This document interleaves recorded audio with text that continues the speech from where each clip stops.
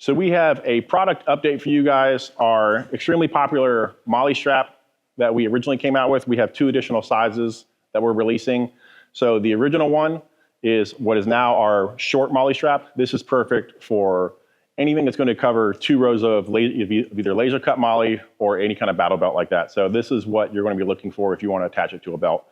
Our medium length is going to be covering 3 rows of laser cut MOLLE, or if you're going to be trying to bridge the gap on any kind of PALS webbing. So this is good for handcuff cases if you're a law enforcement officer who wears a vest or anything like that that has this kind of webbing on it. That's what you're going to want to use. Or we're going to be coming out with a 4-inch pistol mag pouch.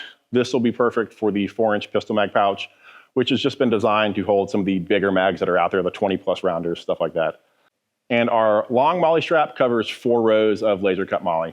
So whether you're putting on a GP pouch, medical pouch, anything that's really just bigger than a rifle mag pouch, that's what you're going to want to use this for. So just quick recap: short covers 2, medium covers 3, long covers 4. Head over to bluealphabelts.com now and check out the new additions.